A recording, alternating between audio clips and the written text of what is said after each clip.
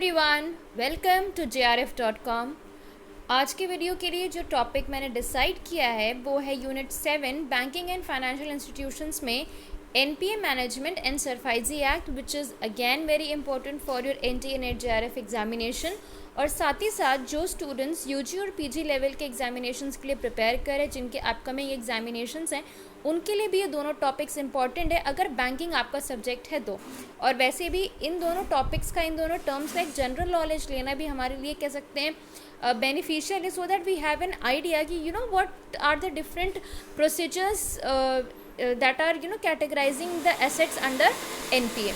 तो आज की वीडियो स्टार्ट करते हैं, बट स्टार्ट करने से पहले as you all know, a reminder, please do like, share and subscribe the channel and be regular with the channel for all the latest updates. Let's proceed with today's first topic, जो कि है NPA। NPA का full form क्या होता है? Non performing assets. Simple, ठीक है। अब इसके टर्म से कुछ हद तक इसका मीनिंग समझ में आ रहा होगा। देखो, जब हम बैंकिंग की बात कर रहे हैं तो वी एज अ बैंक, अगर हम अपने आप को एक बैंक कंसिडर करें तो हमारे लिए असेट क्या होगा? हमारे लिए असेट वो होगा जो लोन्स हम जनरल पब्लिक को प्रोवाइड कर रहे हैं और जिस लोन्स पे हम इंटरेस्ट अर्न कर रहे हैं, ठीक है। तो वो हमारे लिए असेट्स होंगे। वो इंटरेस्ट जो हम अर्न करेंगे वो हमारे लिए हमारे बैंक के असेट्स होंगे। जो फंड हम पब्लिक को लेंड कर रहे हैं, जो फंड हमारे पास था, वो हमारे लिए हमारा असेट होगा, ठीक। अब बीइंग अ बैंक, हमने किसी कस्टमर को मनी लेंड किया, माइट बी पॉसिबल कि वो अपना सारा जो भी ड्यूज़ हैं, जो भी डेब्ट्स है, वो टाइमली क्लियर कर ले। But there are many customers जो कि लोन लेने के बाद इंसॉल्वेंट हो जाते हैं, या वो फाइनेंशियली इनस्टेबल होते हैं लोन को पे ऑफ करने में, या कोई एक ऐसी कंडीशन, कोई भी कंडीशंस जिनकी वजह से जिस कस्टमर ने लोन लिया है वो लोन रिपे करने में कह सकते हैं कि केपेबल नहीं होता है, ठीक है। तो ये जो लोन्स होंगे ना, ये जो कैटेगरी ऑफ लोन्स होता है वो बन जाता है non performing assets for the banks. As you can see on your screens, I have written non-performing asset means a loan or an account of borrower which has been classified by a bank or financial institution as substandard, doubtful or loss asset in accordance with the directions or guidelines relating to asset classification issued by RBI। चाहे customer ने bank से loan लिया हो या फिर उसने अपना account open करवा रखा है बैंक में, अगर दोनों ही कह सकते हो एक प्रिस्क्राइब टाइम लिमिट के बाद इनऑपरेटिव हो जाते हैं, बैंक से जो लोन लिया है कस्टमर ने उसके इंस्टॉलमेंट्स वो पे नहीं करता है, तो वो लोन्स, वो अकाउंट्स NPA की कैटेगरी में आ जाते हैं, जो कि नॉन परफॉर्मिंग एसेट्स है, जो कि परफॉर्म नहीं करे, कोई परफॉर्मेंस शो नहीं करे एक पर्टिकुलर टाइम पीरियड के बाद, और ये टाइम पीरियड होता है 90 डेज़ का। आगे बढ़ते हैं, कैटेगरीज ऑफ NPA की बात कर लेते हैं। देखो, 4 डिफरेंट कैटेगरीज हैं: स्टैंडर्ड एसेट्स, सब स्टैंडर्ड एसेट्स, डाउटफुल एसेट्स और लॉस एसेट्स। स्टैंडर्ड एसेट्स को हम परफॉर्मिंग एसेट्स भी कह सकते हैं, हालांकि वो NPA की कैटेगरी नहीं होती है।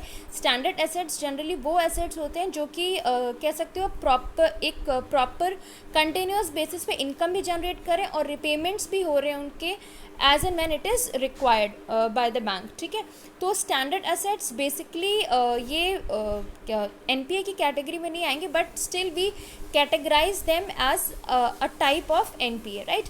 क्योंकि इनिशियली कोई भी लोन होता है, वो इनिशियली तो उसका जो रिपेमेंट प्रोसीजर होता है फ्रॉम द कस्टमर साइड वो तो स्मूथली चल रहा होता है, लेकिन बाद में यही स्टैंडर्ड एसेट्स जो कि लॉस एसेट्स बन जाते हैं या NPA बन जाते हैं।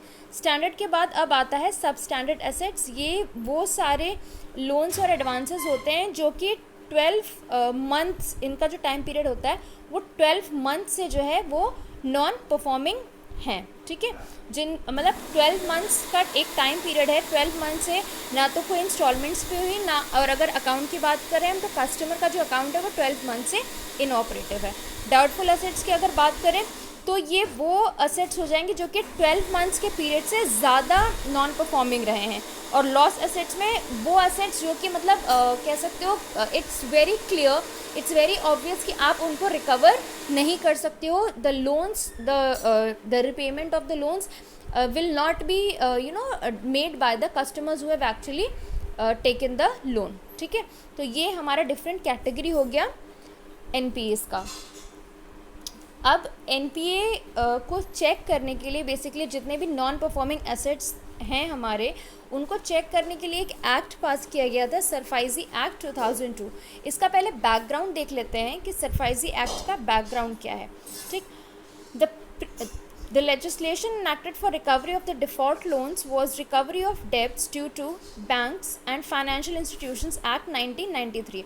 सबसे पहले जो एक्ट पास किया गया था डिफ़ॉल्ट लोन्स की रिकवरी के लिए, वो एक्ट था recovery of debts due to banks and financial institutions act 1993। ये सबसे पहला एक्ट था जो कि इनैक्ट किया गया था।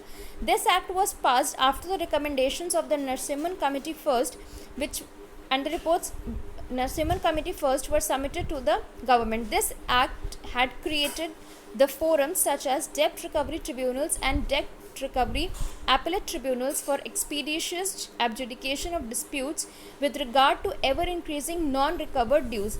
ये जो एक्ट था इसके अंदर ही डेप्ट रिकवरी ट्रिब्यूनल सेटअप किए गए थे ताकि जितने भी हमारे एसेट्स हैं जो कि एनपीए की कैटेगरी में जा रहे हैं, जो कि डिफ़ॉल्ट लोन्स की कैटेगरी में जा रहे हैं, उनके लिए एक कह सकते हैं रिकवरी अप्रोच या रिकवरी सिस्टम क्रिएट किया जाए। However there were several loopholes in the act and these loopholes were misused by the borrowers as well as the lawyers. लेकिन ये जो एक्ट था ना, इसमें कुछ ना कुछ शॉर्ट कमिंग्स थी। ऑब्वियस सी बात है, अगर इसमें शॉर्ट कमिंग्स ना होती तो हमारा सरफाइजी एक्ट फॉर्म नहीं हुआ होता। तो basically recovery of debts due to banks and financial institutions act 1993 में कुछ शॉर्ट कमिंग्स थी जिनको फुलफिल करने के लिए सरफाइजी एक्ट को इनैक्ट किया गया था। किसके रिकमेंडेशंस पे? एक और कमेटी फॉर्म की गई थी under the guidance of mister अंध्यारुजी नवासन, जिन्होंने कमेटी को हेड किया था और ये सजेस्ट किया था कि सरफाइजी एक्ट को इनैक्ट करना चाहिए। This committee recommended to enact a new legislation for the establishment of securitisation and reconstruction companies and to empower the banks and financial institutions to take possession of the non performing assets. ठीक है, so now what the banks were empowered with, कि उनके पास ये right था कि अब banks और जितने भी फाइनेंशियल इंस्टीट्यूशंस हैं वो नॉन परफॉर्मिंग असेट्स को चेक कर सके और साथ ही साथ उसको कंट्रोल कर सके।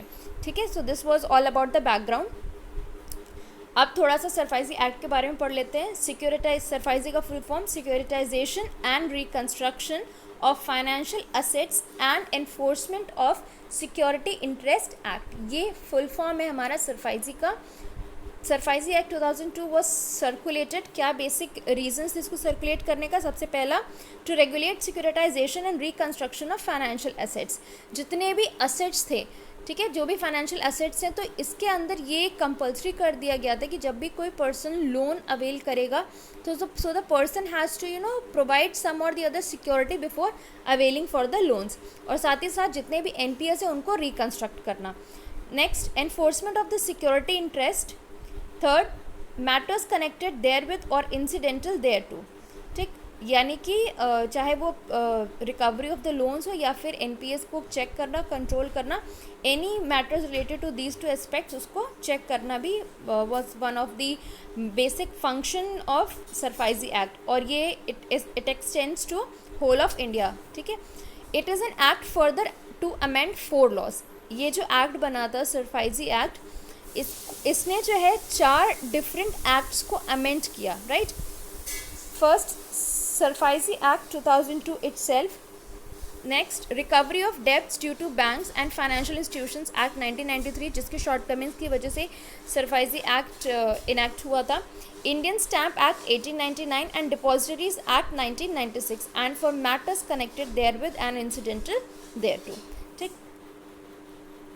अब देख लेते सरफाइजी की वर्किंग के बारे में। First point says, upon loan default banks can seize the securities except agricultural land without intervention of the court. जब भी आप बैंक से लोन लेने के लिए जा रहे हो तो ये कंपलसरी है कि आप बैंक में कोई ना कोई सिक्योरिटी प्रोवाइड करोगे। इन केस आप लोन डिफ़ॉल्ट कर जाते हो, आप उसको पे नहीं करते हो, तो आपने जो सिक्योरिटी वहाँ प्रोवाइड कर रखी है, जो एसेट आपने वहाँ प्रोवाइड कर रखा है बैंक को, बैंक उस एसेट को सीज कर लेगी। जैसे फॉर एग्जांपल आप व्हीकल लोन लेते हो, तो अगर आप उसके इंस्टॉलमेंट्स पे नहीं करते हो तो बैंक आपका व्हीकल लोन, आपका जो व्हीकल है जिसके लिए आपने लोन लिया है, bank is going to take charge of that. House loan लिया, मॉर्गेज लोन लिया, तो जिस एसेट के लिए आपने लिया वो एसेट बैंक के पोजेशन में चला जाता है। सेकेंड पॉइंट से SARFAESI is effective only for secured loans. ठीक है, सिक्योर्ड लोन्स मतलब जिनके अगेंस्ट सिक्योरिटी प्रोवाइड की गई थी। तो ये जो सरफाइजी एक्ट होगा ये सिर्फ उन्हीं लोन्स के लिए, उन्हीं असेट्स के लिए इफेक्टिव होगा जिनके अगेंस्ट कोई ना कोई सिक्योरिटी बैंक ने ले रखी है। Where bank can enforce the underlying security, example hypothecation, pledge and mortgages. Hypothecation, pledge, mortgages मैंने अपनी यूनिट 1 की वीडियो में एक्सप्लेन किया हुआ है डिटेल में कि क्या होते हैं ये तीनों terms. Please do and watch that video. In such cases court intervention is not necessary. जब भी हम सरफाइजी एक्ट की बात कर रहे हैं और किसी सिक्योरिटी को सीज करना है तो वहाँ पे कोर्ट का इंटरवेंशन नेसेसरी नहीं है। Bank is not going to approach the court for it. अगर कस्टमर ने बैंक का लोन रिपे नहीं किया है तो बैंक के पास ये राइट है कि वो उसका असेट अपने पोजेशन में ले सकती है, उसको सेल ऑफ करके अपने लोन्स को, अपने डेब्ट्स को रिकवर कर सकती है। Next, objectives of SARFAESI act देख लेते हैं। 2 छोटे छोटे पॉइंट्स हैं। एफिशिएंट और rapid recovery of NPAs of the banks and financial institutions, allows banks and financial institutions to auction properties से कमर्शियल और residential when borrower fails to repay their loans. अभी बताया मैंने आपको कि अगर आप अपना लोन रिपे नहीं कर पाते हो तो बैंक आपका एसेट सीज करेगी और उसको सेल ऑफ करके अपने डेब्ट्स को रिकवर करेगी। रोल क्या है सरफाइजी का? Securitisation of financial assets and issue of security receipts, acquire financial assets by issuing debentures or bonds or by agreement, realize the same and redeem the security receipts issued to the banks. Reconstruction of financial assets, take measures for proper management, sale, debt restructuring, settlement or take possession subject to RBI guidelines from time to time. ठीक है, हर एक term को यहाँ पे explain किया जा रहा है कि सिक्योरिटाइजेशन का क्या मीनिंग है, रिकंस्ट्रक्शन क्या है, इन्फोर्समेंट क्या है, इन्फोर्समेंट ऑफ सिक्योरिटी इंटरेस्ट क्या है। And when it comes to enforcement of security interest, enforce security interest by the secured creditor without the intervention of the court and other functions में act as an agent of the bank और financial institutions for recovery, act as manager of the secured assets appointed by lender or act as receiver appointed by court। ठीक है, तो ये other functions में आएगा। जैसे मान लो 2 पार्टीज़ के बीच में डीलिंग हुई एंड वन पार्टी डिफॉल्ट से पेमेंट ऑन द अदर, तो बैंक वहाँ पे कह सकते हैं एजेंट की तरह एक्ट करेगा उस सेकेंड पार्टी का पेमेंट रिकवर कराने के लिए। So that's all for today. Next topic in the next video. Till then, take care. Thank you. And again a reminder, please do like, share and subscribe the channel. That's all. Thank you.